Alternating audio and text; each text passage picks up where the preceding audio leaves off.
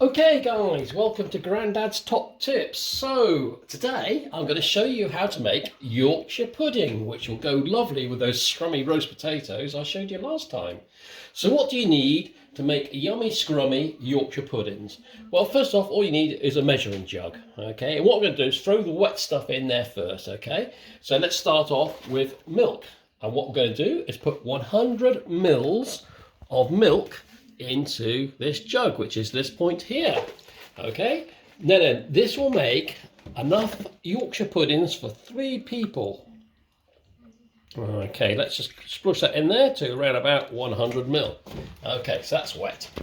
What we need is 1 egg. Okay, what I'll do is I'll just put that there. Okay, I know I'm going to knock it off. 1 egg, 1 free-range egg, and it's large. Right, crack, crack, crack, crack, crack, and splosh, in it goes. Right, shells can go in the bin, just put them in the bin. Right, then what we need is a tiny splush of rapeseed oil. When I say splush, around about a teaspoonful. Okay, so there you go. I'll call that a splosh, a teaspoonful. Okay, now what should we put in? Let's put some salt and pepper in, okay? Some pepper, this is just seasoned to taste, okay? So here we go, a few squidges of that, and a pinch of sea salt. Then you can actually use any salt, but I just like sea salt, okay? Sploosh, sploosh, sploosh, okay. There you go. That should be nicely seasoned. Now all we need to do is add the flour. Now then, I use plain white flour. You can use any brand you want, of course, and you just want 4 tablespoons full. 1, 2, notice how heat they are, don't worry about that. 3, and finally 4. Now then, when this is mixed together, some people call it batter. Why do you call it batter? Because you've got to batter it with a fork. Okay, so here we go. Now then, all we need to do is mix this together so that all the lumps, okay, this is lumpy and horrible at the moment, but you just keep on going at this until all those lumps have gone. Right, I'm not going to show you all of this, so I'll be back in a few minutes once I've battered this and it's nice and smooth. Catch you later.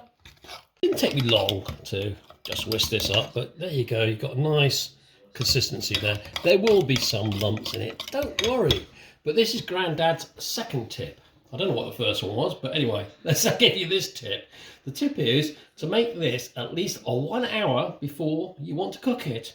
Okay, so I'm just going to let that stand for 1 hour, and then I'll show you what we need to do to cook and make the perfect scrummy dummy Grandad's Yorkshire puddings. Grandad out. Okay guys, we're now getting to the point where we need to start thinking about heating up the oil or heating up the pan or whatever you're going to use to make your Yorkshire puddings. Now there's several things you can use. You can use a Yorkshire pudding dish like this, but my preference is a Pyrex bowl. Okay, all you need to do is just get some, some vegetable oil or rapeseed oil, something that can withstand high temperatures. Just put a tiny amount in there. You don't want lashings and lashings of oil. Just get a cloth, okay, and just basically oil up the old bowl in this case. Right, what I'm going to do now is I'm going to put that in the oven. It doesn't matter for how long for, but the thing is it needs to be in there for maybe about at least 20 minutes, 30 minutes, just to get it really nice and hot. Okay, so I'm going to put it in now and just get it ready to warm up. Then you must get your mums and dads to do this because the oven is hot.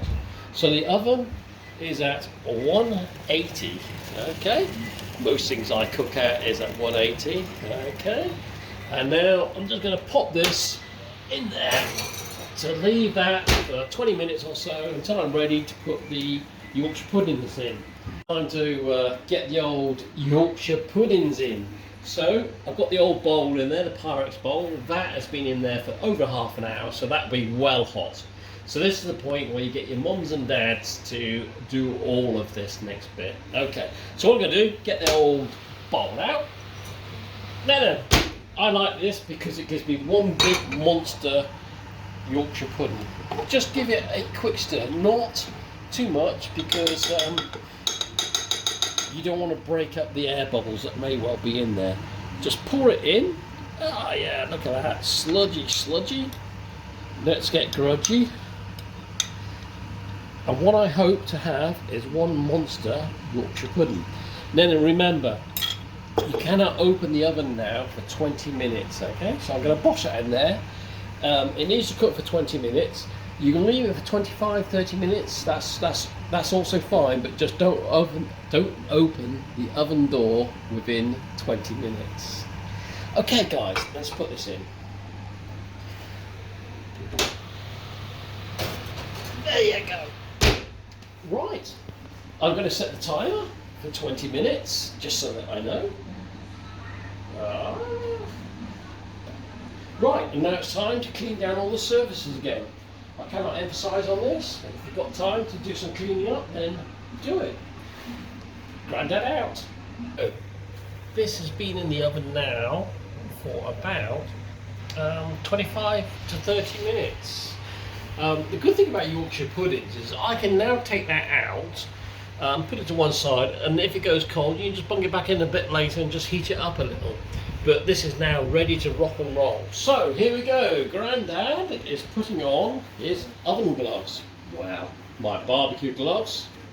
As I mentioned before, okay. Again, this is for mums and dads to do. Let's take a peek at the Yorkshire pudding. Oh my. Here we go. Just take a look at that. Now that should, there you go, look, it's just, oh, wow. There you go, that is one heck of a Yorkshire pudding. And this is the way I like it. I just will probably cut that into 3 pieces, fill it up with gravy, yummy scrum, bubble gum. Okay guys, Grandad out.